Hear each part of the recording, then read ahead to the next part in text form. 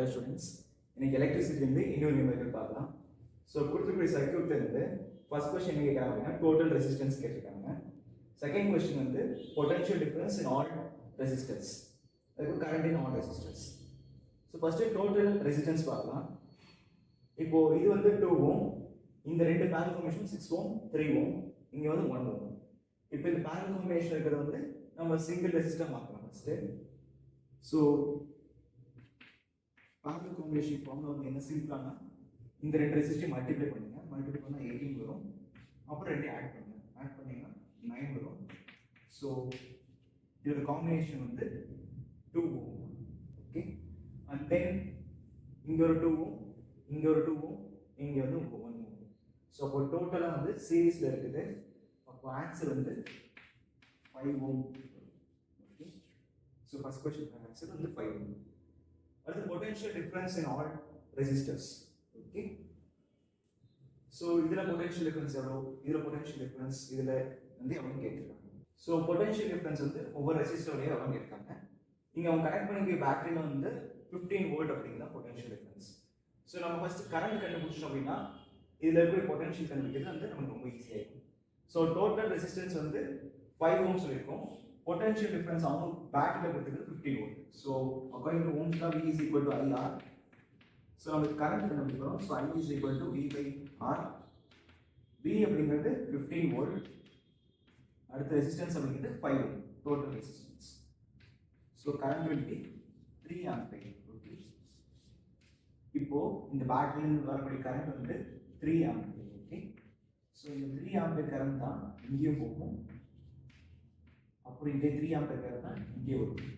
So first அப்போ இந்த part நம்ம கண்டுபிடிச்சோம். 3 ஆம்பியர் கரண்ட் வந்து 2 ஓம் ரெசிஸ்டர் வழியாக போகுது. அப்போது எகெயின் ஓம்ஸ்ல யூஸ் பண்ணும்போது V is equal to IR. I value வந்து 3, R வேல்யூ வந்து 2.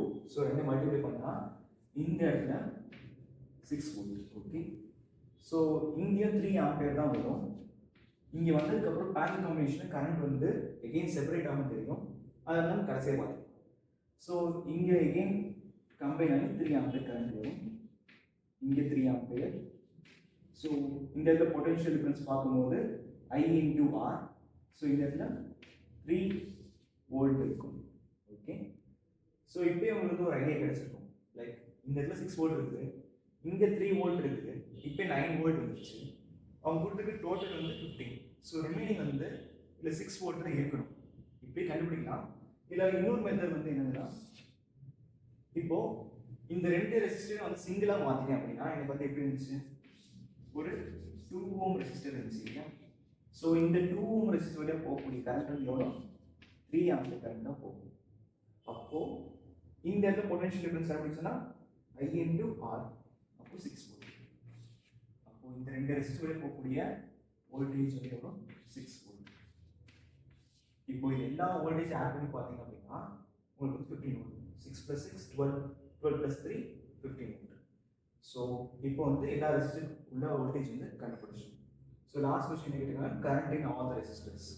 ஸோ இதோட போகக்கூடிய கரண்ட் வந்து 3 ஆம்பியர் அண்ட் எகெயின் இதில் போகக்கூடிய கரண்ட் வந்து எவ்வளோ கேட்குறாங்க. ஸோ ரெசிஸ்டன்ஸ் வந்து 6 ஓம், வோல்டேஜ் வந்து 6 volt. So current will be 1 ampere. So இதில் வந்து ரெசிஸ்டன்ஸ் 3 ஓம், இதில் voltage 6 volt. So current will be 2 ampere. அதாவது இங்கே வந்து இருக்கக்கூடிய கரண்ட் வந்து 3 ஆம்பியர், அந்த 3 ஆம்பியர் அப்படிங்கிற கரண்ட் வந்து 1 ஆம்பியர் ஆகும். இந்த இதில் 2 ஆம்பியர் செப்பரேட் ஆகி திரும்பவும் இங்கே வெளியே வரும்போது 3 ஆம்பியர் வெளியே வந்துச்சு. அண்ட் தென் ஃபைனலாக இங்கேயும் பார்த்தீங்கன்னா கரண்ட் வந்து 3 ஆம்பியர். ஓகே, ஸோ இந்த ஒரு வீடியோ உங்களுக்கு புரிஞ்சிருக்கும்னு நினைக்கிறேன்.